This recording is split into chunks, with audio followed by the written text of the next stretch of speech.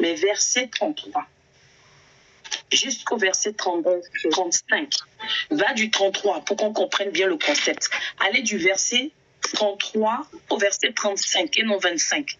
33 à 35. On écoute. Je lis la parole de l'Éternel. Amen. Prenez garde, veillez et priez, car vous ne savez quand ce temps viendra. Verset Attends 34. une minute, je vais d'abord... Attends. Elle est là. Sœur Patricia, reprends le verset là. Le premier verset là, reprends déjà. Le verset 33, que le peuple de Dieu écoute bien. Si vous entendez, j'ai déjà dit la parole de Dieu, on fait monter le feu. Attends, je leur rappelle les règles. Lorsqu'on reçoit la parole de Dieu, on fait monter le feu. Lorsqu'on reçoit la parole de Dieu, on finit d'écouter la lecture, on dit Amen. C'est le minimum. Je ne comprends pas. Chaque jour, on dirait qu'on est ici à la maternelle. Même avec Manuela, à la maternelle, on ne parle pas autant. Tous les jours, il faut vous dire, est-ce qu'on va encore vous dire la parole de Dieu là, c'est pas la parole, c'est pas le message de ton copain. C'est même pas la servante Amita pour qui l'a écrit. On te dit, l'Éternel te parle en ces mots. Tu dois être prédisposé. Tu dois recevoir, parce que là, toute parole qui nous est adressée parle à quelqu'un, parle à chacun de nous, mais différemment. Est-ce que je parle à quelqu'un? Ça parle à chacun de nous, mais différemment. Ce que ça dit à maman Patricia, c'est pas ce que ça va me dire moi. Ce que ça va dire à la sœur Faveur, c'est pas ce que ça va dire à Isaac. Alors, lorsqu'on partage la parole de Dieu, nous devons d'être prédisposés. Nous devons d'entendre, mais aussi demander en même temps que le Saint-Esprit nous inonde pour que nous comprenions au-delà des lignes. En profondeur, avoir la révélation et saisir la parole. On dit Dieu parle tantôt d'une façon, tantôt d'une autre. C'est pas le moment d'écrire aux camarades. C'est pas le moment de regarder le commentaire de l'autre. Ce n'est pas le moment d'aller regarder le profil. Ce n'est pas le... Reste concentré. Une parole peut te libérer. Je parle à quelqu'un. La parole libère. Une parole peut délivrer quelqu'un. Une parole peut sortir quelqu'un d'une captivité. Une parole peut emmener une réponse à quelqu'un. Est-ce que je parle à quelqu'un? Une parole peut venir essuyer complètement tes interrogations, tes inquiétudes. Alors, on monte le feu pour montrer que la parole de Dieu est là. Alléluia. On y va. Merci, sœur Patricia. Marc 13, verset 33. Je vais essayer de l'épingler. Merci, vas-y. J'ai lu la parole de l'Éternel dans Marc 13, verset 33. Yes. Prenez juste le verset 33 d'abord. Yes. Et priez. Car vous ne savez quand ce temps viendra. Il a dit quoi? Dans Marc... Oui, non, attends d'abord. Attends, le verset 33 d'abord. Oui, l'Éternel nous dit dans cette parole, Marc 13, verset 33, peuple de Dieu, si payé, si païenne, enfants bénis de Dieu, bien-aimés dans le Seigneur, comment je vais vous appeler? Frères et sœurs en Christ, où que vous soyez dans le monde, quoi que vous fassiez, quelles que soient vos origines, quelle que soit votre culture, quel que soit là où vous vous trouvez, là où vous vivez, vos manières, vos coutumes, vos façons de faire, de penser, que vous soyez soi-disant moderne, que vous soyez soi-disant conservateur, que vous soyez soi-disant traditionnaliste. L'Éternel ne veut pas savoir ça. Mais il nous dit ceci. Écoutez, prenez garde. Lorsqu'on dit à quelqu'un prenez garde, ça veut dire fais attention. Est-ce que j'ai menti? Très attention. Quand on dit à quelqu'un prenez garde, ça veut dire fais attention. Ça veut dire attention à toi. En anglais, on dit pay attention. Fais très attention. Prenez garde. C'est une façon de t'avertir. L'Éternel nous avertit dans cette parole et nous dit prenez garde. Lorsque généralement on dit à son enfant prends garde, c'est soit on prend un exemple, l'enfant veut traverser la route. Ça veut dire quoi? Le danger arrive. Quand on te dit souvent de prendre garde, c'est parce qu'il y a un danger imminent. Est-ce que je parle à quelqu'un? Quand on te dit prenez garde, c'est parce que tu dois rester aux aguets. Est-ce que je parle à quelqu'un? Tu ne dois pas baisser la garde. Lorsqu'on dit prenez garde, ça veut dire que tu dois rester sur pied. Tu ne dois pas dormir. Tu ne dois pas te laisser distraire. C'est comme quand tu es au volant. On te dit prenez garde. On dit fais attention. Prenez garde parce qu'il y a peut-être du verglas sur la voie. Prenez garde parce qu'il y a beaucoup d'accidents sur cette voie. Prenez garde parce que les voitures roulent à vive allure sur les autoroutes. C'est de ça il s'agit. Quand l'Éternel te dit prenez garde, tu dois comprendre qu'il est en train de te dire, ça sous-entend que prends garde à l'ennemi. Ou bien je ne parle pas à quelqu'un. Fais attention. Le diable rôde. Fais attention. Il y a peut-être un piège quelque part. Fais attention à là où tu marches. Fais attention avec qui tu marches. Fais attention à ce que tu fais. Fais attention à ce que tu dis. Le message est profond. Hein? Il dit prenez garde. Virgule. Ça veut dire déjà là. Merci Christy pour le cadeau. Nous devons déjà comprendre que là l'Éternel est en train de nous emmener à être des personnes prudentes, des personnes averties. Merci beaucoup Christy pour les cadeaux. Il dit prenez garde. Il est en train de te dire prends garde aux épaules, prends garde aux pièges, prends garde aux réclamations, prends garde aux condamnations, prends garde aux sortilèges, prends garde à ton environnement. Bien-aimé dans le Seigneur, il n'y a qu'un parent protecteur, aimant, exactement Isaac, qui peut dire à son enfant, prends garde, tu arrives à l'adolescence, garçon comme fille. Si tu ne prends pas garde, tu vas devenir papa jeune, tu vas devenir une mère jeune, ou bien j'ai menti, maman Patricia. C'est un parent aimant qui avertit son enfant comme ça. C'est aussi le même parent aimant qui dit, prends garde, tu joues avec tes études. Si tu ne fais pas attention, tu ne peux pas aller au bout de tes études. Tu ne deviendras rien de bon. Il n'y a que, je dis bien, un parent aimant qui puisse demander à ses parents de prendre garde. Alors imaginez l'amour immense de notre Dieu, notre Père, qui nous dit dans cette parole, prenez garde. Faites attention.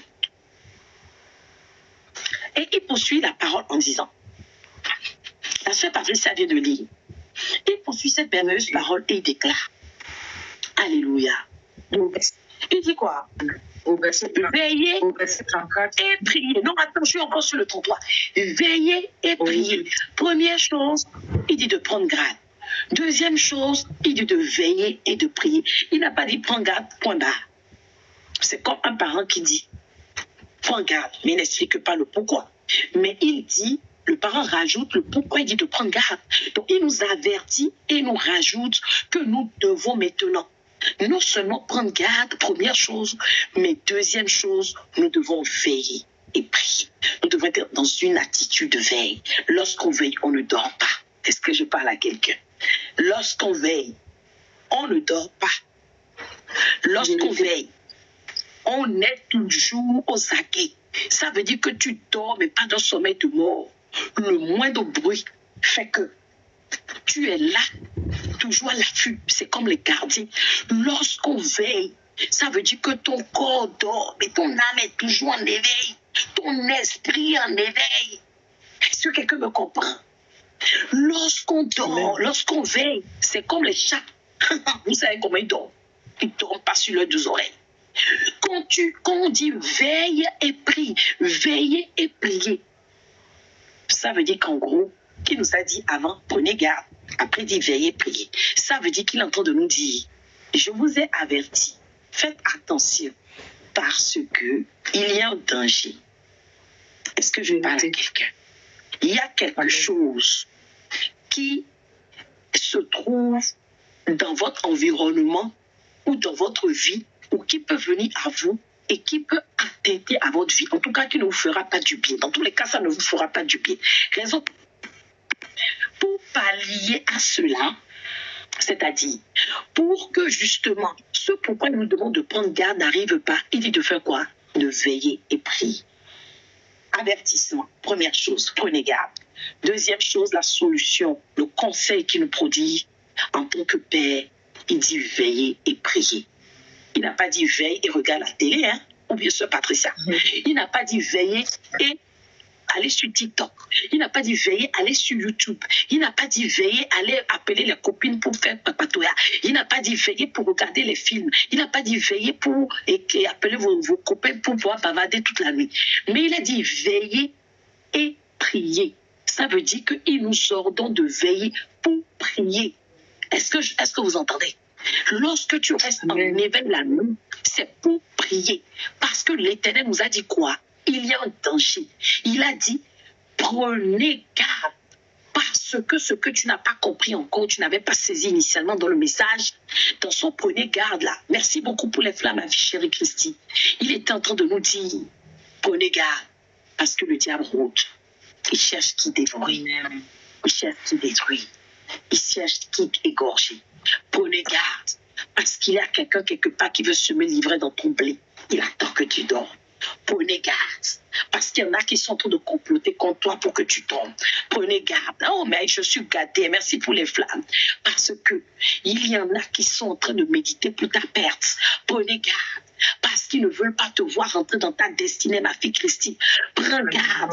Parce que toutes ces choses qui sont en train de provoquer, ces incidents, ces blocages, ces épreuves dans ta vie, c'est simplement pour retarder la manifestation de la gloire de Dieu. Je l'ai déjà dit ici, mais je ne cesserai de le répéter. Parce que la répétition est pédagogique. Lorsque vous constatez qu'à un moment donné, nous l'avons vu dans le programme, arrêter les tempêtes maléfiques dernièrement, lorsqu'il y a un tourbillon qui arrive dans ta vie, c'est-à-dire une avalanche de problèmes, tu dois comprendre qu'en réalité, le diable s'agite parce qu'il y a quelque chose qui veut se passer. Il y a quelque chose de bien qui veut se passer. Le diable ne s'agite jamais pour rien. Lorsqu'il s'agite, c'est parce qu'il sait que la gloire de Dieu est là. Un miracle t'attend, un nouveau tournant, une dimension extraordinaire. Tu veux dépasser les choses, tu veux renverser un hôtel, sortir d'une captivité, tu veux aller vers une situation de miracle, de prodige, une surmaïcorde. Il sait pas ce qu'il veut, il sait que Dieu veut te surpositionner. Je n'ai pas dit positionner, j'ai dit surpositionner. Il veut te surélever, il veut te surabonder, il veut te surbénir. Alors, le diable commence à s'agiter. Il dit, qu'est-ce que je peux faire pour que ma fille, pour que Christine, la fille bien-aimée de l'Éternel, ne puisse pas rentrer dans cette nouvelle destinée. Cette insertion professionnelle qui est assurément dont le temps est arrivé. Et je sais que cette insertion professionnelle est la clé pour qu'elle rentre manifestement dans sa destinée, qui ne fait que stagner depuis qu'elle est là. L'Éternel me dit, je m'arrête un instant pour la révélation, je l'espère que je ne vais pas aller trop dans la révélation ce soir. L'Éternel me dit, en réalité, depuis que ma fille Christy est là, je ne sais pas, moi, je vois 6-7 ans au moins de vie minimum. Je ne sais pas pourquoi je vois 6-7 ans. Ça fait combien d'années que tu es là, Christy? Christy, ça fait combien d'années? Réponds-nous dans les commentaires. Et je continue le message. Le temps qu'elle nous répond. Je viens dire à quelqu'un, ça fait 10 ans qu'elle est là. 12 ans. Ok. Mais je vois qu'effectivement, depuis 7 ans précisément, tu tournes en rond. L'Éternel me montre quelqu'un qui tourne en rond. Il ne sait pas où aller. C'est que tu tournes. Tu vas devant, tu viens derrière. Tu vas devant, tu viens derrière. Tu vas devant. Shalom Barbara, comment ça va? Elle a dit oui, vérité. Alors, ma fille Christine, le diable ayant vu que l'heure est arrivée pour que ce cercle vicieux de marche à reculons, sans cesse, soit brisé. Parce que lorsque tu vas rentrer tu auras cette insertion professionnelle, je vois une clé dans ta main. Je vois une clé dans ta main. Une clé de couleur, oh my God. Je vois une clé dans ta main. Je vois une clé dans ta main. Je vois l'Éternel remettre, les anges de l'Éternel te remettent une clé de couleur or. Alors la clé, elle est magnifique, elle est brillante. Et cette clé, en plus, elle a une taille incroyable. C'est pas la clé normale. Je vois une grande clé que l'Éternel te remet. En réalité, l'Éternel me révèle. Lorsque je l'interroge, il me dit cette clé que je lui donne, en réalité, c'est sa formation. C'est la clé qui va ouvrir toutes les portes qui étaient condamnées, toutes les bannières, les verrous de fer qui retenaient sa vie en captivité depuis 7 ans. Il a dit ça fait 7 ans. Exactement 7 ans. Sur les 12 ans, ça fait 7 ans que ta vie est bloquée. En réalité, depuis 7 ans, si tu repasses 7 ans en arrière, tu vas voir que c'est là où les problèmes ont commencé. Tu as commencé à aller d'échec en échec, elle écrit vérité. Tu as commencé un petit problème par-ci, un petit problème par-là. Et tu essaies de résoudre, mais tu ne t'en sors pas. Quand tu résous un problème, un autre revient. Tu résous un problème, un autre revient. Tu résous un autre problème. Et lorsque même tu as l'impression que quelque chose veut arriver, c'est là qu'une autre épreuve arrive et tout vient se griser encore. Mais je vais t'annoncer la bonne nouvelle, ma fille bien-aimée Christy. L'heure a sonné. L'Éternel a dit dans Habakkuk, lorsque l'heure sonnera, sa promesse s'accomplira absolument, certainement. Et cette heure a sonné. Voilà pourquoi depuis la veille de ta formation, tu as eu déjà cette tentative de luxation qui a échoué, le diable a échoué. Maintenant, on te bloque à la maison pour maladie. Alors tu dois commencer à chasser. Prions avec la sœur Christy. Prions la sœur Patricia. Commençons à déclarer avec elle tout ce que le diable planifie. Alléluia. Prions ensemble. Tout ce que le diable planifie. Comme nous venons de lire dans la parole de Dieu. Marc 13, verset 33. Éternel, tu nous as dit de prendre garde. Tu nous as dit de prendre garde parce que tu connais les projets de nos ennemis. Déclare-le. Tu nous as dit de prendre garde parce que tu connais les projets de Satan. Tu nous as dit de prendre garde parce que tu connais les projets du monde des ténèbres. Tu nous as dit de prendre garde parce que tu connais les projets de Lucifer. Tu nous as dit de prendre garde parce que tu connais les projets des hommes forts derrière nos vies. Les hommes forts, ceux-là qui ont juré de ne point nous laisser partir, de ne point nous laisser nous accomplir, de ne point nous laisser entrer dans nos destinées, de ne point nous laisser nous affirmer. Qui m'envoie une invitation. Je regarde. C'est Christy? Non. C'est Christy? Attendez, je vois 2 invitations. C'est pourquoi? Mettez dans les commentaires. Éternel Dieu, ce soir, je vais te demander, pour quelle que soit la raison pour laquelle tu nous demandes de prendre garde, révèle-nous. Seigneur, montre-nous. Tel tu l'as révélé pour notre sœur Christy, révèle-nous tout ce à quoi nous devons prendre garde. Déclare-nous. Yahweh, révèle-nous tout ce à quoi nous devons prendre garde dans nos vies. La vie de nos enfants, dans nos projets, nos démarches, nos entreprises. Éternel, révèle-nous tout ce à quoi nous devons prendre garde, afin que nous puissions veiller convenablement, nous puissions prier comme il faut. Seigneur, donne-nous, Seigneur, par l'onction de ton Esprit Saint, révèle-nous absolument ce que nous devons savoir. Révèle-nous, Seigneur, ce pourquoi nous devons prendre garde. Si ce sont des projets malicieux, des projets des ténèbres, des projets maléfiques, des projets kabbalistiques, shalom, des projets du monde des ténèbres, des projets visant à l'unité, des projets voulant nous faire perdre des sur des mal, des projets voulant nous faire stagner, des projets voulant nous faire échouer, des projets voulant nous faire pleurer, des projets voulant nous affliger, des projets voulant nous condamner. Éternel, révèle-nous, révèle-nous, révèle-nous, révèle-nous, révèle-nous, révèle-nous, révèle-nous, révèle-nous, révèle-nous. Afin que nous puissions veiller convenablement, nous puissions veiller sur tout ce sur quoi nous devons veiller. Si c'est sur la vie de nos enfants, si c'est dans nos maisons, si c'est dans nos entreprises, si c'est dans nos projets, si c'est au travail, si c'est dans nos commerces, Éternel, dans nos démarches, afin que nous puissions veiller assidûment et prier jusqu'à ce que l'objet de qui nous expose, l'objet qui met nos vies en péril, les puissances, les dominations, les principautés, les complots, Père éternel, soient exposés, anéantis pour la gloire de ton nom. Nous sommes toujours sur le verset 33. Et là, on est parti sur le verset 33. Aviez-vous compris le verset, juste le petit verset là comme ça? Est-ce que vous aviez compris ça jusqu'à ce niveau à la base? Non, réagissez dans les commentaires. Aviez-vous compris à la base que c'est ce que l'Éternel voulait nous dire par prenez garde, veillez, priez? Il dit, car vous ne savez quand ce temps viendra. D'autres vont me dire, vous avez dit oui, donc je ne continue plus les notations, en plus vous avez compris tout. Quand vous dites oui là, c'est maintenant que vous avez compris ou vous avez déjà compris avant? Répondez-moi et je continue. Le oui là, c'est quoi? Ma ne pas votre oui. Expliquez-moi.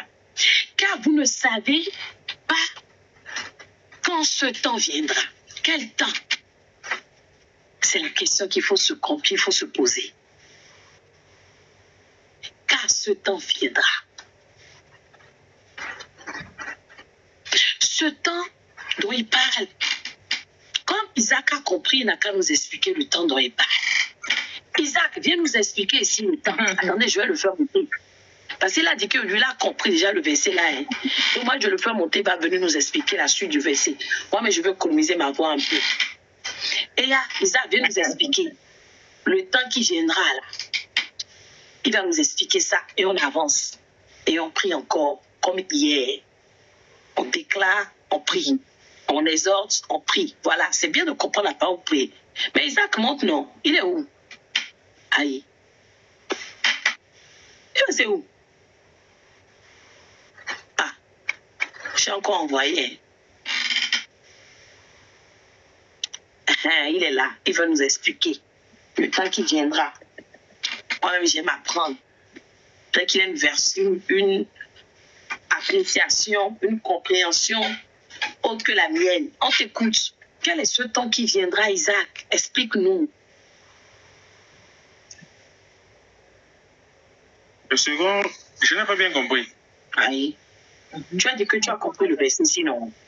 Et je dis de nous expliquer, comme tu as compris le verset, pourquoi l'Éternel nous a dit de prendre garde, quel est ce temps qui viendra dont il parle. C'est toi, tu as écrit d'où tu as le temps que l'ennemi a... Le temps que l'ennemi nous fera la guerre, raison pour laquelle il nous demande toujours d'être de prendre garde, de veiller et de prier toujours, de rester en prière. C'est tout? Et encore? Non, pour le moment, c'est tout. D'accord, parce que pour toi, quand Dieu nous dit de veiller, de prier, c'est uniquement pour, pas forcément le temps de la fin, mais on peut dire le temps des temps difficiles, d'accord, Ludovica? Oui. Mais c'est pas la même chose que le combat, faut pas tricher. Tu as dit ta part, laisse-moi dire ma part. Tu as dit que c'est le temps où l'ennemi frappe. Dans le tricheur. D'accord, Ludovic Carré. Oui, effectivement, en premier lieu, on peut penser au temps où l'ennemi frappe, où il y a l'opposition, mais il n'y a pas que ça. Lorsque l'Éternel nous dit de veiller et de prier, lorsqu'on parle de veille, en réalité, Isaac, peuple de Dieu, nous devons comprendre, c'est comme un enfant qui va à un examen. Est-ce qu'il veille parce qu'il y a un danger? Il veille parce qu'il y a un danger? Non. Isaac, il ne veille pas parce qu'il y a un danger, mais il veille pour apprendre, n'est-ce pas? Tu peux veiller aussi pour apprendre sur l'ennemi. Tu peux veiller pour déceler les plans de l'ennemi. Est-ce que je me trompe? Parce que ce temps viendra effectivement, mais pas à la veille. C'est un temps où normalement, lorsque tu es vraiment... Shalom, ma fille. My God. Je crois que c'est... j'ai oublié son prénom, ça fait un moment que je l'ai vu d'Abidjan. Dis-moi, rappelle-moi ton prénom, user 13, j'ai oublié son prénom. Attendez, c'est Rose, non? C'est pas Rose. Oui, voilà, j'ai dit c'est Rose, mais c'est bien ça. Alléluia, j'ai pas oublié ma fille. Ok. Lorsque l'Éternel nous dit de veiller, en réalité, c'est aussi pour apprendre à connaître nos ennemis. Apprendre aussi à connaître nos faiblesses. Est-ce que quelqu'un comprend? Ça veut dire que le temps viendra où tu seras peut-être affaibli. Le temps viendra où tu seras alourdi. Est-ce que je me trompe, Isaac? Le temps viendra où tu seras dépassé. Il y aura les situations. C'est depuis la France, excuse-moi Rose. Il y aura les situations où tu ne sauras pas quoi faire. Le temps viendra où tu seras démoralisé, fatigué. Mais lorsque tu aurais veillé et prié, qu'est-ce qui va se passer? Il va t'équiper. On est d'accord? Il va te préparer d'avance. Je disais à ma fille Christy, lorsqu'il y a eu cet incident de luxation, je lui dis, tu vois pourquoi l'Éternel t'avait envoyé à la montagne, c'est-à-dire t'avait envoyé chercher sa face, parce qu'il savait que les épreuves viendront. Alors, il sait que lorsque l'heure viendra, tu seras préparé, tu seras acquéré. Quand l'Éternel nous dit veillez prier, les gens comprennent ça littéralement. Il faut veiller prier parce que le sorcier... Non! C'est veiller prier pour te préparer pour ce temps qui viendra. Est-ce que quelqu'un me comprend? Ce temps qui viendra, c'est lequel? C'est ce temps où aussi bien l'ennemi peut te taper, mais aussi toi-même, tu peux baisser les bras. Tu peux dire, je suis fatiguée. Ça fait combien de temps je prie pour avoir un mari? Je prie pour mes papiers. Je prie pour me stabiliser. Je prie pour guérir. Je suis fatiguée. Ou bien ma fille faveur, je ne sais plus quoi faire. Je ne sais plus trop, c'est trop. Je suis allée à droite. Je suis allée à gauche. Seigneur, avec qui je vais me trouver? Mais lorsque tu veilles et tu pries, l'Éternel te donne la provision. Il t'équipe. Et lorsque le temps arrive, pendant le temps de veille, il t'a donné des orientations, des avertissements, des versets bibliques, des révélations. Et quand le temps arrive, tu es affaibli. Ces choses-là viennent comme des vitamines pour te relever, comme des comprimés de victoire au nom de Jésus. Là, tu le rappelles. Tu lui dis, Seigneur, lorsque je veillais, je priais. Ne m'as-tu pas dit, comme à Christi, que tu m'as donné la clé pour que je sorte de la stagnation? Alors, Éternel, tel tu me l'as rappelé, tu me l'as promis. Je dis non à tel blocage, non à telle situation. Parce que lorsqu'on sort de la stagnation, on prospère à tout égard. Alors, tous les domaines de ma vie qui étaient bloqués, avec cette clé, je vais les ouvrir au nom de Jésus. C'est comme ça que l'enfant de Dieu doit se comporter. Alléluia. Amen. Alors, prions ensemble et déclarons. Quel que soit ce temps qui arrivera, déclare. Quel que soit ce temps qui arrivera, tant qui a été planifié par le diable, tant qui est projeté par le diable dans son agenda, dans son calendrier, quel que soit ce temps qui a été programmé pour me faire tomber, le temps qui a été programmé pour m'alourdir, m'affaiblir, me frapper de maladie, me frapper, Seigneur, d'infirmité, de sécheresse financière, de chômage, me bloquer dans le célibat. Éternel, par cette veille que nous sommes en train de faire cette nuit, cette prière que nous élevons maintenant. Papa, renverse, annule tous ces temps. Yahweh, annule tous ces temps. Peu de ces temps ne prévaudront dans ma vie, ni la vie de mes enfants, ni la vie de mon époux, ni dans mes artères. Je dis, quel que soit ce temps que le diable est en train de mettre en place, le temps qu'il utilise pour me frapper, pour m'égorger, pour me détruire, pour m'anéantir, pour me piller. Éternel, mon Dieu, je viens maintenant te demander, lève-toi dans ta sainte colère. Tu m'as demandé de prier, de veiller. Tu m'as dit de prendre garde. Voici que je prends garde maintenant au nom de ces veilles, au nom de ce moment que nous passons sur ton parvis. Éternel, maintenant, annule tous ces temps, annule toutes ces machinations, ces plannings maléfiques au nom de Jésus. Les architectes maléfiques qui ne cessent d'élaborer des plans de destruction. Éternel, où qu'ils soient ce soir, que la puissance qui est dans le nom de Jésus les localise, les paralyse, les anéantisse au nom de Jésus. Ces planificateurs maléfiques, planificateurs sataniques, planificateurs kabbalistiques, planificateurs du monde des ténèbres, planificateurs mystiques qui ont pour objet, qui ont pour mission de fixer des échéances, de fixer des dates, de fixer des jours dans lesquels les malheurs nous frapperont. La désolation sera notre partage, la détresse, l'humiliation, l'échec, la maladie. Éternel mon Dieu, on demande que ce soit localisé, échéance annulée,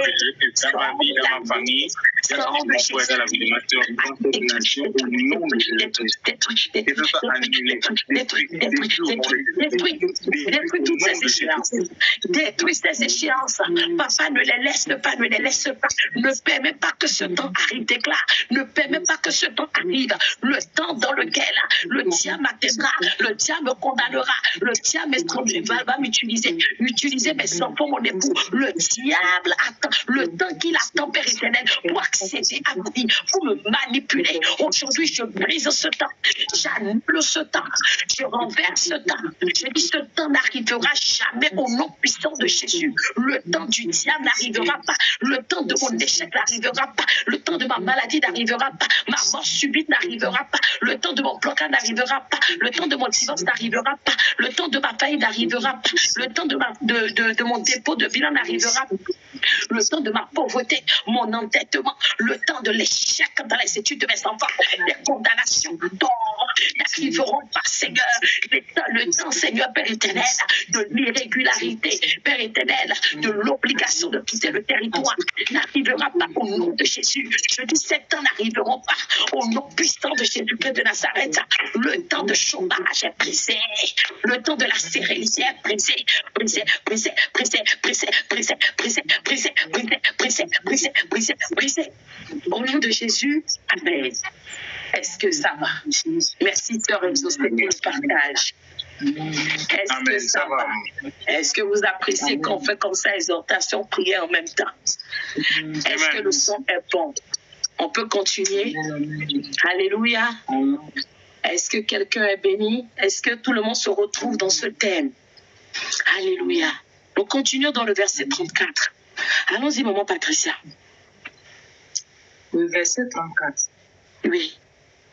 Il en sera comme d'un homme qui, partant en voyage, laisse sa maison, remet l'autorité à ses serviteurs, indique à chacun sa tâche et ordonne aux portiers de veiller.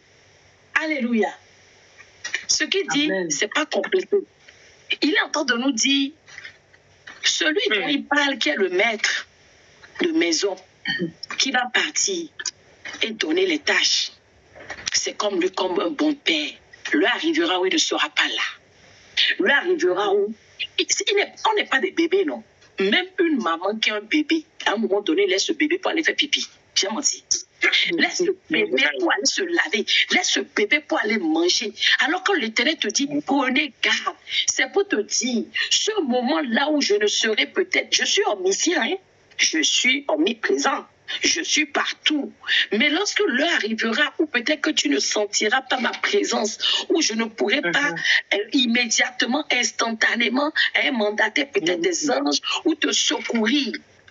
Il dit que lorsque cela arrivera, parce que tu aurais déjà pris garde, hein? Vous voyez la chronologie, parce que tu as déjà veillé et prié, alors, il dit alors, plus rien n'arrivera, parce que il dit que ça veut dire que c'est comme un maître de maison qui part en voyage. C'est qui est absent, mais qui a pris le soin d'organiser sa maison. C'est une organisation. Le serviteur doit faire tant. Celui-là doit faire tant. Le gardien doit garder la maison. Ça veut dire que de cette façon qu'il revient, la maison est en ordre. Il n'y a pas de désordre. Il n'y a pas d'anarchie. Quelqu'un ne piétine pas l'autre. L'autre ne fait pas le patron. L'autre ne fait pas machin. Est-ce qu'on est d'accord? Effectivement, c'est pour nous équiper. C'est pour nous parer. J'ai envie de dire de nous parer. Vous connaissez le mauvais parer, non? P-A-R-E-R. C'est pour nous parer.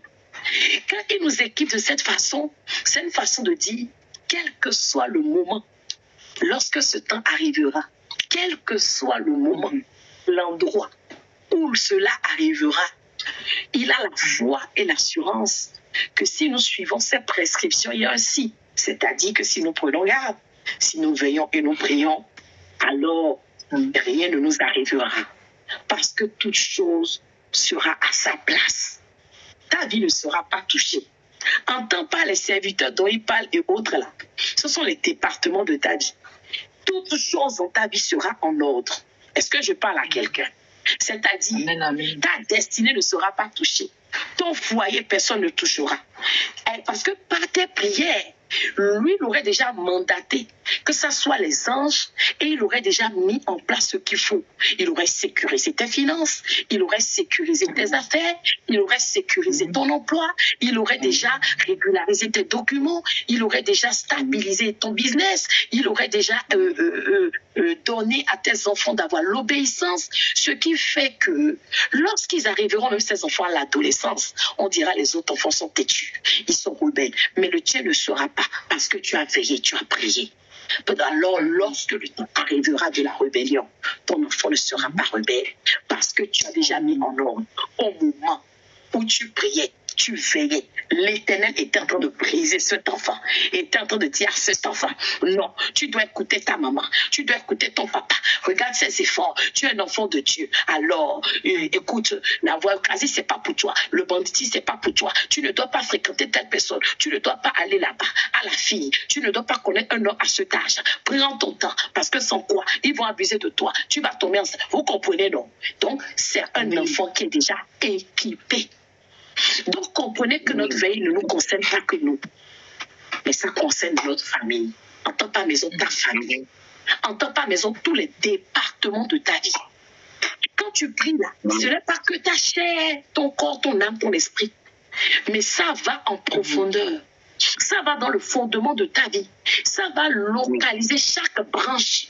Ta vie de prière, ta vie maritale, ta santé, ton emploi, tes activités, la vie de tes enfants, ton époux, ton futur époux, les enfants à naître, tout. Et tout ça, par ta veille, parce que toi, tu as su sacrifier, tu as écouté cette prescription de l'Éternel. L'Éternel, assurément, a dit, lorsque l'heure arrivera, ce temps arrivera. Cette façon de te dire, n'aie aucune crainte. Ça, c'est le temps. N'aie aucune crainte.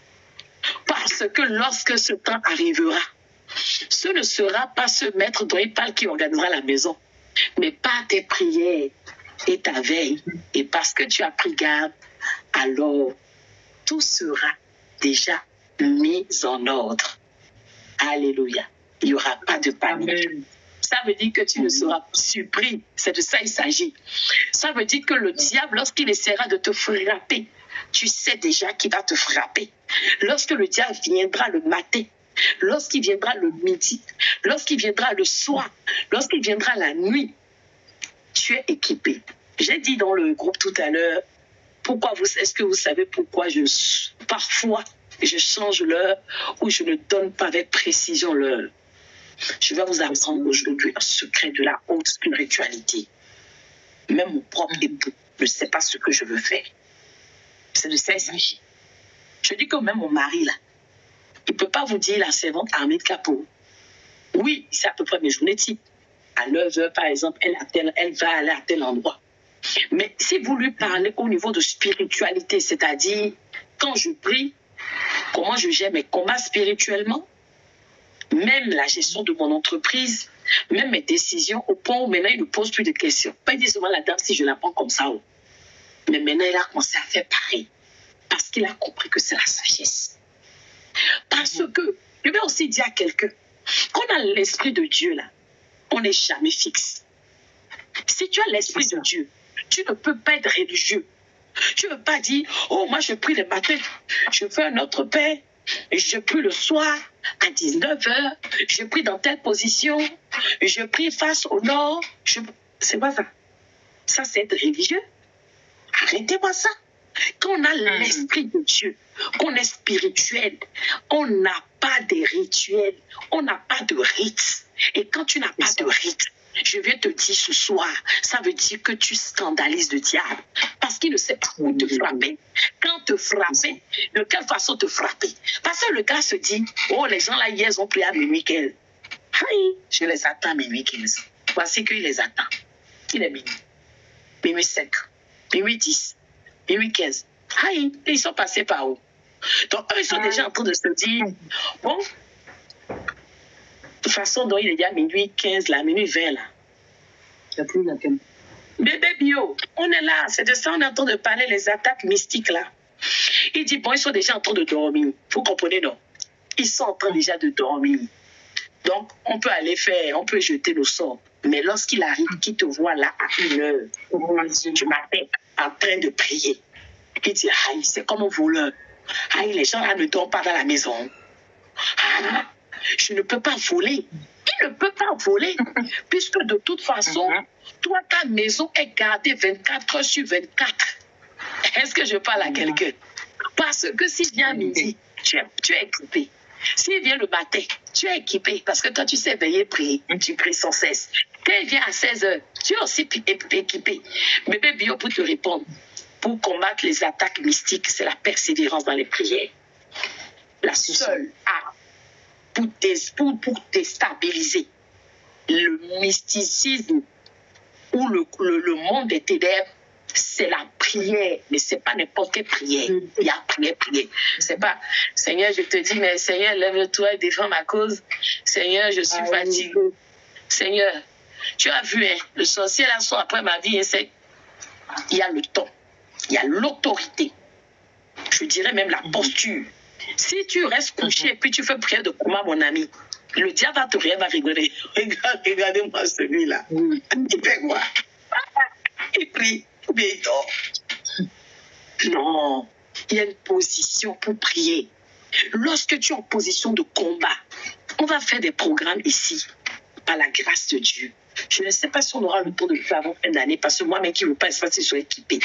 Parce qu'on va faire un programme, on sera habillés comme des militaires. Et oui. On va sortir nos armes. Et que là, on va aller sur le front pour les mitrailler. Vous ne savez pas, il y a des actes prophétiques. On ne rigole pas avec. Hein? Vous ne savez pas qu'il y a des combats. C'est comme il y a des combats. Tu es obligé d'aller à la montagne. Et qu'il y a des programmes, on est obligé de tous rentrer dans nos champs et de fermer nos portes à double tour. Quand tu vas à la montagne, c'est quoi? C'est tu vas à un endroit isolé. Personne ne t'imagine. Personne ne peut te trouver. Et là, maintenant, le diable même essaye. Je vous dis, préparez vos équipements. Achetez des jouets de vos enfants, là, les pistolets à eau, là, et autres, là, achetez ça. On va acheter. Parce qu'on va leur rendre coup sur coup. Ça sera un programme. Coup sur coup. Oui. C'est de ça qu'il s'agit. On va les mitrailler. C'est que c'est des programmes de fin d'année parce que c'est important de dire stop au diable. Tu n'es pas fatigué chaque fois. Merci, ma fille Christine. Que ton année se termine comme il a commencé, avec les pleurs. Tu n'es pas fatigué que ton année se termine comme toutes les autres années, toujours dans les bilans négatifs. À un moment donné, il faut dire stop. À un moment donné, il faut aller arracher. À un moment donné, il faut dire au diable, je ne suis pas ta copine. Je ne suis pas ton enfant. Pour que tu me prennes comme un ballon, tu me jettes ici, tu me jettes là-bas. Écoutez, bien-aimés dans le Seigneur, je vais vous raconter un petit témoignage et nous continuons la prière. Je vais essayer de faire en cours parce que c'est long. C'est une famille de 5 enfants. Bébé Bio, écoute bien, toi qui posais la question.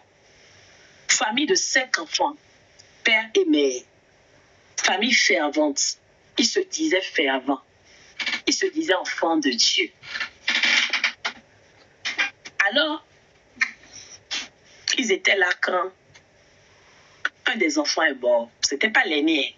Je crois que c'est celui qui était au milieu. Il regardait la télévision comme ça. Il a vu une ombre passer dans le mur. Il n'a pas prié. Hein? Et il suivait, au lieu même de crier au secours, on ne l'a même pas pu. C'est ce qu'on appelle spirituellement, lorsque il y a des pouvoirs qui viennent t'assister. C'est-à-dire que tu ne peux même pas crier. Tu cries, mais la voix ne sort même pas. Tu es là, tu fais comme ça. Mais ça ne sort pas. Sa soeur était accouchée à côté en train de regarder la télé. Vous savez que la soeur n'a pas vu tout ça là. Elle a juste tourné la tête à un moment donné. Elle a vu que son frère était comme ça. Plus de vie. Il est parti. Premier mot. Quand j'ai dit, mais c'est quoi cette affaire? Deuxième mois encore. Ils étaient là. La petite soeur a dormi. Le lendemain, elle ne s'est pas réveillée. Il reste combien d'enfants? Il reste combien d'enfants? 3, non? D'accord. Il reste 2 filles, un garçon maintenant. Avant, c'était un garçon, une fille qui est partie. Shalom, $1 milliard. Qu'est-ce qui se passe? Là, maintenant, Le pasteur les invite, le serviteur de Dieu les invite et leur dit qu'il a une révélation sur la famille. Que en réalité, c'est mort. Attendez, j'ai oublié de vous dire, les 2 premiers qui sont morts sont morts à la même date. Je ne sais pas si vous comprenez. 6 mois après, la même date du mois, c'est la même date, ils sont morts. Et le serviteur de Dieu leur dit, là, ce qui se passe dans votre famille, c'est purement mystique. Ah oui? Pour que vous preniez le temps de jeûne et de prière. Vous allez prier plusieurs fois dans la journée, tous ensemble. Vous savez, les 3 enfants restant là, quoi. C'est 3 qui restent 3. Avec la maman et le papa. Quand la maman est venue dire ça au papa, le papa dit, c'est quoi cette histoire? Ok, d'accord, on va faire. Vous regardez comment le diable opère.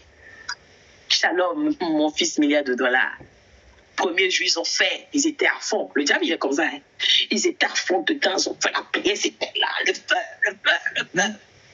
Je n'ai prié. 2e jour, ils ont fait.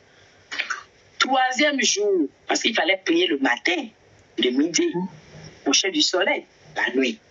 La maman réveille le papa à 6 heures du matin, dit, je suis fatiguée, je veux dormir. Le temps est arrivé de la lourdeur. Le temps de la lourdeur, là, c'est arrivé. Ouais. Comme par hasard, c'est là où le sommeil de 6 heures, là, est doux façon, là. C'est tellement doux que tu ne peux pas quitter ton lit pour aller prier.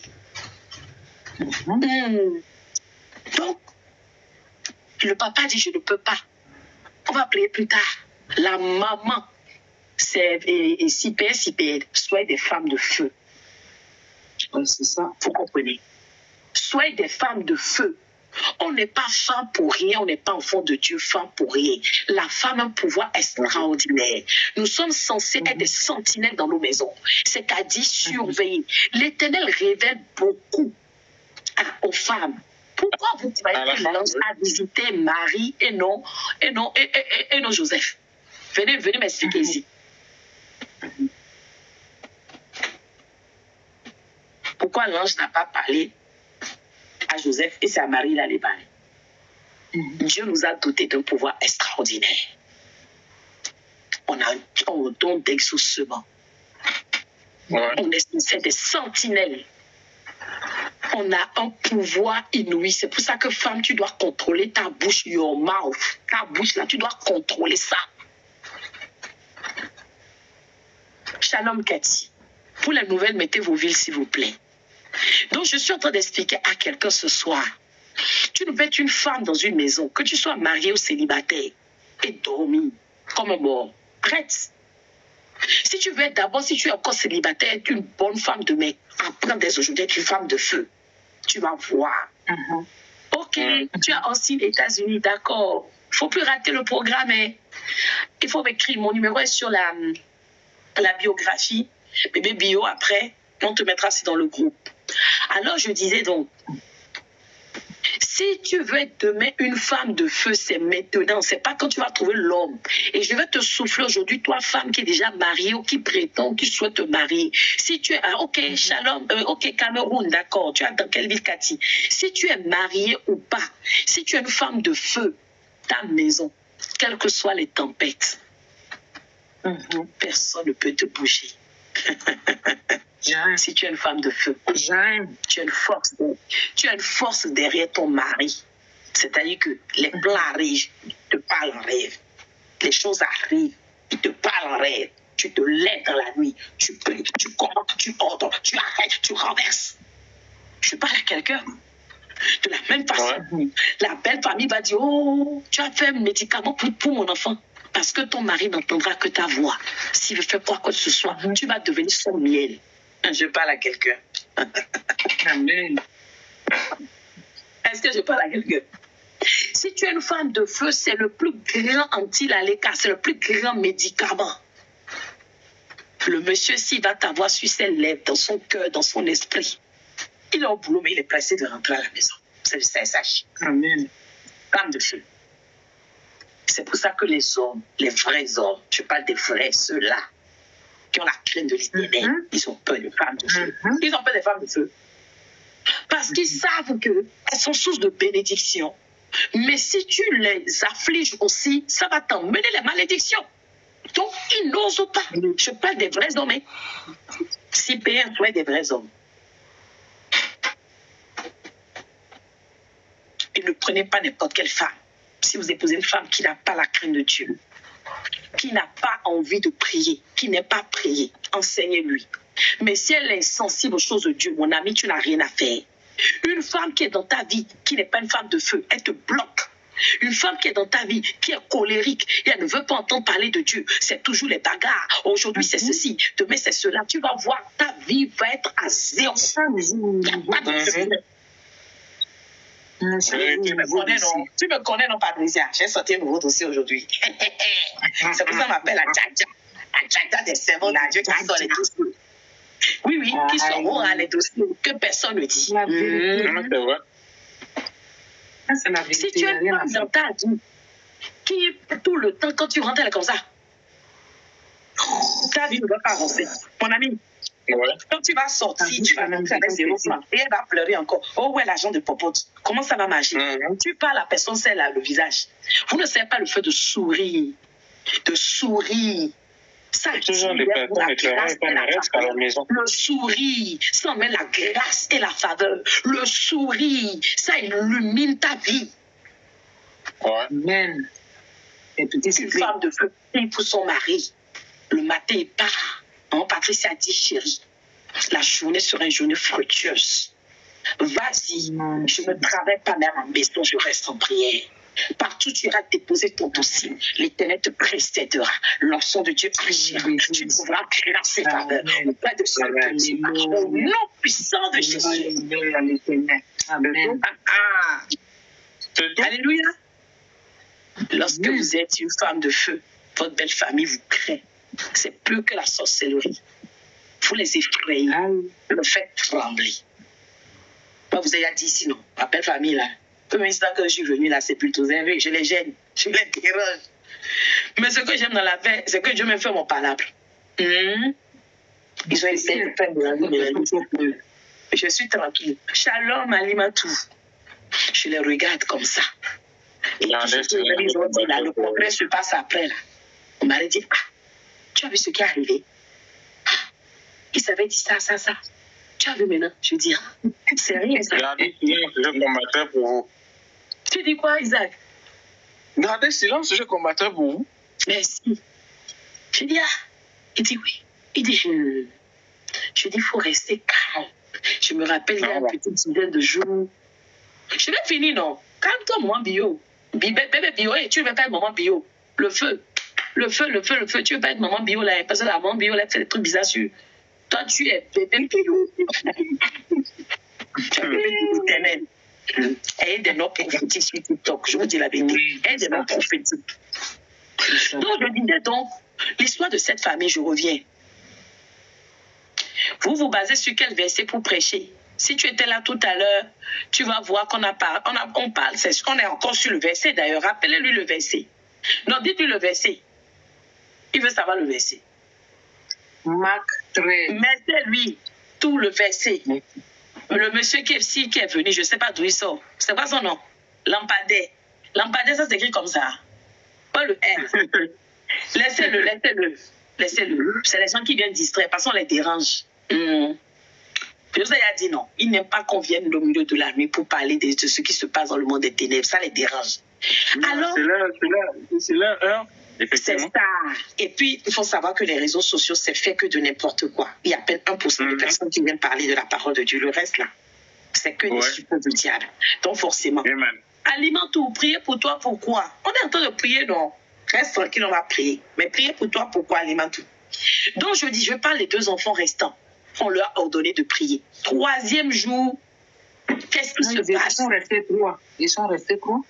Non, ils sont restés 2 enfants. Oui, excuse-moi, 3 enfants. Merci. 2 filles, un garçon. 2 filles, un garçon. Et c'est au 3e jour qu'ils ont loupé la prière du matin. La maman ne s'est pas réveillée. Oh là là, la lourdeur. Le papa ne s'est pas dit à la maman dormons. Et quand le papa et la maman ne se sont pas réveillés, aucun des enfants ne s'est réveillé. Merde. Je viens dire à quelqu'un ce soir, dans une maison, une famille, les murs représentent l'homme. La toiture représente la femme. Si les murs s'écroulent, vous imaginez ce que ça donne à l'intérieur. Lorsque le vent soulève la toiture, c'est de la même façon que si le mur s'écroule, tout ce qu'il y a à l'intérieur est sujet aux intempéries. On est d'accord? D'accord. Vérité. Alors, voilà le papa et la maman. Shalom Estelle, qui dorment. Les enfants ont dormi. La grande sœur, l'aînée de la famille, s'est réveillée plutôt que tout le monde. Allez réveiller sa petite sœur. Je crois que c'est la dernière même de la famille. Elle ne s'est jamais réveillée. Elle est morte. Troisième enfant. Vous avez vu ce que la lourdeur emmenait dans cette famille?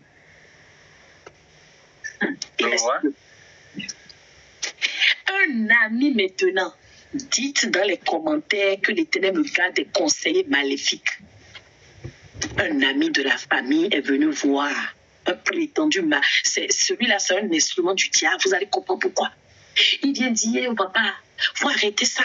Quand tu as appelé, tu as dit que Jésus, que le pasteur a dit, tu as fait la prière là, ta fille n'est pas morte maintenant. Ta fille n'est pas morte. Viens, on va aller chez un ganga là-bas. On va aller chercher la solution. Lui, il va te trouver la solution. Il a pu le convaincre. Ils sont même allés là-bas. On lui a donné une liste de choses à acheter. Quand le pasteur a dit de faire jeûne là, il n'a pas dit d'acheter mouton, ni cabri, ni coq, ni poulet. Mais quand ils sont arrivés chez Nganga, on lui a dit d'acheter cabri au noir, au son rouge, ou je ne sais pas quelle couleur. Puis c'est couleur de façon il te demande. Il a acheté. Mais quand lui-même, il est rentré à la maison, il a regardé et dit aïe. Ils ne se sont pas rappelés jusque-là qu'en réalité, c'est parce qu'ils ont raté le programme. Ils n'ont pas encore fait de lien jusque-là. Et jusque-là, ils ne comprennent pas que c'est anormal. Et en plus, cette fille qui est morte encore, est morte à la même date. 6 mois après. Je vous pose encore. Donc, 18 mois, 3 enfants qui sont morts. des pâtes, ça. Attendez, non. Maintenant, quand ils sont allés chez le féticheur, ils n'ont pas pu, ils nous ont dit de faire sacrifice. Le papa il n'était pas trop chaud en fait. Il est rentré, n'a pas fait. L'argent ne lui manquait pas, mais il n'a pas fait. Parce que déjà la maman lui a dit, quitte là-bas, nous on n'est pas dans ces choses, nous on croit en Jésus, tout ça là. Il faut seulement qu'on aille revoir le pasteur, qu'on recommence. Voilà. Le papa, donc quand le papa avait déjà maintenant sa foi qui oscillait entre le fétichisme, il y a aussi ça. C'est de ça il s'agit. Parce que si tu fais un programme de jeûne et prière, mais dans ton cœur, tu dis, tu es déjà allé voir féticheur, et puis tu as déjà comme projet, tu dis, est-ce que je vais là-bas, je vais pas là-bas. Comment Dieu va t'écouter? C'est de ça il parlait qu'elle est revenue chez le féticheur. Quelques jours après, la maman est tombée malade. Elle est décédée. Ta maman est décédée. Il reste maintenant les 2 enfants. Les 2 aînés. Avec le papa. L'aînée femme, le cadet et le papa. Le papa est encore allé là-bas, finalement, chez le féticheur. Il a dit, comme ma femme est morte, je vais aller payer. Je ne veux plus qu'il y ait de mort. Lui croyait que c'était ça. Il a oublié que Jésus a payé le prix à Golgotha. Il a oublié que le prix à payer, c'est de mettre son genou à terre. Il te dit, Seigneur, jusqu'à quand me verras-tu enterrer mes enfants? N'as-tu pas dit que Jésus, lorsqu'il allait à la Sainte Croix, il a payé et que son sang a annulé les actes qui me condamnent ma famille à la mort subite prématurée, les malédictions, les condamnations de tout genre? Prie là-bas en même temps, toi aussi. Il est dit dans la sainte parole de Dieu qu'avec le sang de l'agneau, là dont les ordonnances sont condamnées sont effacées. Alors sur la base de cette parole, quelles que soient les condamnations dans nos familles, les malédictions, les imprécations, les alliances, les pactes, le sang de l'agneau ce soir, dit sang de Jésus-Christ de Nazareth, sang de Jésus-Christ de Nazareth, sang de Jésus-Christ de Nazareth, sang de Jésus-Christ de Nazareth, sang de Jésus-Christ de Nazareth, sang de Jésus-Christ de Nazareth, sang de Jésus-Christ de Nazareth, localiste m'a dit, toute malédiction, acte de condamnation, tout décret satanique, registre maléfique contenant mon nom, le nom de mes enfants, de mon foyer, mon entreprise, ma société, mon emploi, ma carrière, ma vie en France, ma destinée, mon ministère. Éternel, mon Dieu, et qui a prévu pour cette fin d'année 2023 la mort dans ma maison, la tristesse, l'affliction, la maladie, les blocages, la souffrance, la honte, l'agonie. Éternel, mon Dieu, ce soir, je viens le neutraliser. Sang de Jésus, localiser. Sang de Jésus, nettoyer. Sang de Jésus, annuler. Approche, approche, approche, approche, approche. Prie, prie, prie, prie, prie, approche. Lorsque le sang de Jésus approche, quand on dit approcher, c'est annuler définitivement.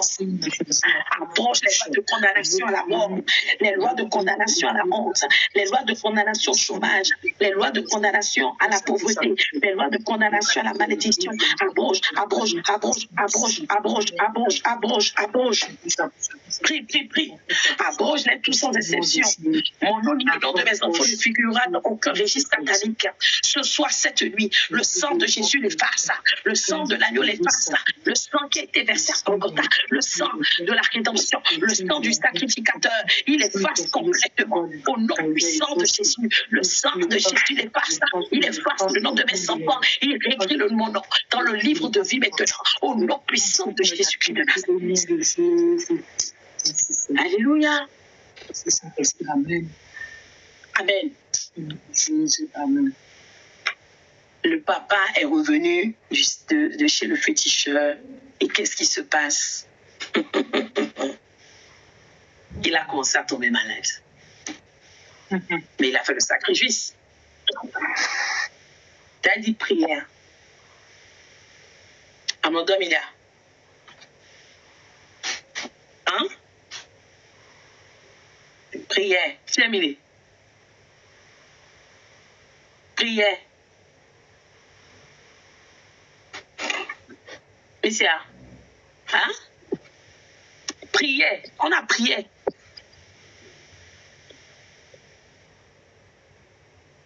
Excusez-moi. Okay. Merci à mon pour se connecter.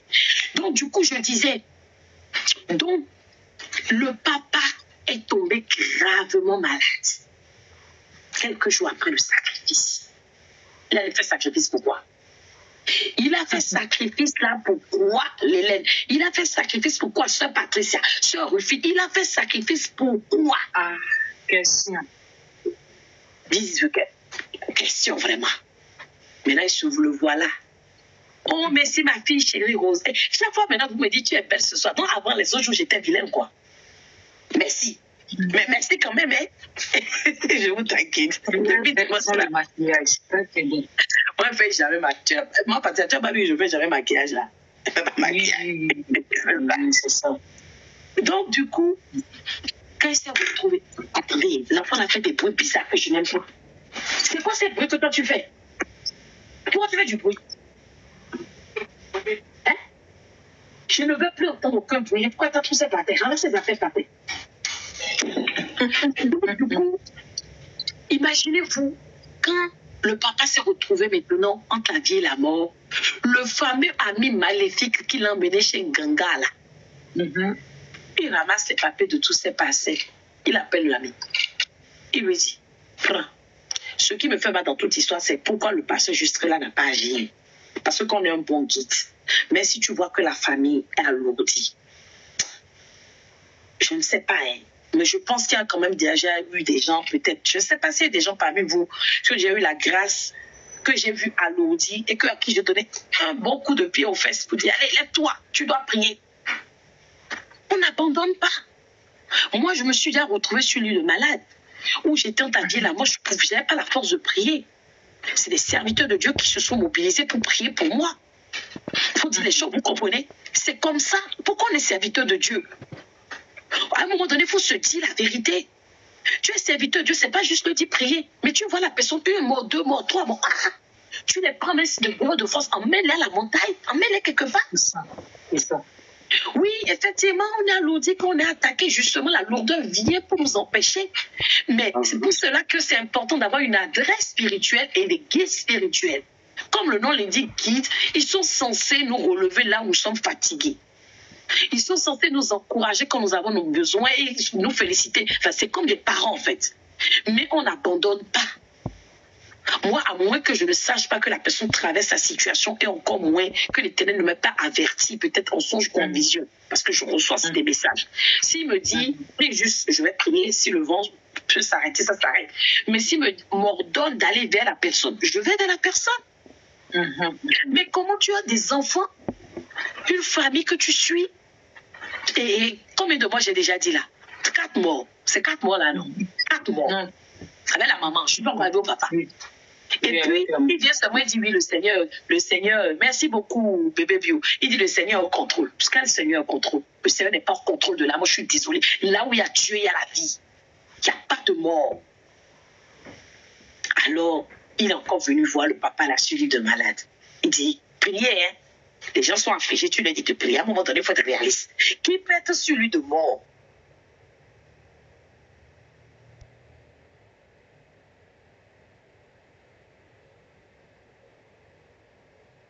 Même c'est dit. L'église se lève, c'est là où l'église se lève pour prier ou bien christique. C'est pour cela que c'est important d'avoir des intercesseurs. Pourquoi je vous ai dit ici la dernière fois qu'il y en a que le don d'intercession qui fait qu'on le mette bien en place. Lorsqu'on a des frères, j'espère qu'ils sont en difficulté pour les soutenir dans la prière. Mais on ne leur dit pas qui peut prier quand on est affligé. J'ai connu malheureusement la mort. J'ai vu ma maman mourir dans mes bras. Mon père n'est pas mort dans mes bras, mais il est aussi décédé. Mais quand il était mourant, je l'ai su. Bon, lui, au moins, Dieu m'avait dit 2 ans avant. Donc, j'étais préparée, on va dire un peu. Mais c'est pour dire à quelqu'un, dans cette situation, ne vous taisez pas. Et surtout, n'hésitez pas à demander de l'aide. C'est dit dans la parole. Lorsque vous êtes malade, allez voir les anciens. C'est notre devoir. C'est notre devoir. Vous comprenez? Si vous allez voir un homme de Dieu qui vous dit, oui, il faut prendre rendez-vous pour prier, change d'adresse. Amen. Change de ministère. Merci Jeannette. Jeannette Théo pour le cadeau. Si vous allez voir un homme de Dieu pour demander une prière en cas de maladie, d'affliction. Moi, je me rappelle, il y a la sœur de mes fils spirituels. Je l'ai invitée plusieurs fois au programme, elle n'est jamais venue. Mais le jour où elle m'a appelé, elle m'a dit, je suis lui de malade. Moi-même, j'étais alitée. Je me suis levée, j'ai prié avec elle. Je bénis l'Éternel le jour même où le lendemain, elle est sortie. Amen. Et elle n'arrêtait pas de me dire merci, merci. Je dis, la gloire revient à l'Éternel. Mais on est là pour ça, c'est notre devoir.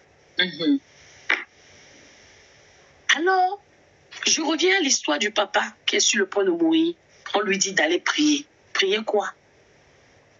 Peuple de Dieu, voilà un enfant de Dieu en plein vérité, on va dire, dans des temps difficiles dont on parlait. Un enfant, tu ne peux pas prier. Soyons conscients. Il y a des moments où on ne peut pas. On n'a pas la force. Mais c'est à lui justement de prier pour qu'il retrouve cette force. C'est à lui de prier pour que Dieu les décharge. C'est à lui de prier pour qu'il retrouve le repos, qu'il soit apaisé, que la tempête de mort qui soit au-dessus de leur maison se taise. C'est son devoir. Il a failli dans sa mission. Alors, le jour-là, il a croisé le monsieur qui est encore venu et disait au monsieur, prends soin de ton ami. Regardez-moi ça. Voilà l'homme de Dieu. Prends soin de ton ami. Le monsieur, le jour-là, a remis tous les biens, tous les papiers de ses biens à son ami. Il lui a dit, voilà les papiers de mes parcelles, de mes biens. Entre-temps, j'ai oublié de vous dire, son fils cadet est sorti, il n'est jamais revenu. Tout le monde croyait qu'il était mort. Il n'était pas mort. Parce qu'il paraît que quand il est sorti sur le parcours qu'il a eu le jour-là, il y a eu un accident et que les gens déclarent que tout le monde était mort. Mais on n'a pas vu son corps. Mais ils ont supposé qu'il était mort. Donc il restait maintenant que la seule fille, excusez-moi, avec le papa. Et c'est la seule fille là maintenant qui était le papa. On lui dit, prie avec ton papa. Déjà, elle a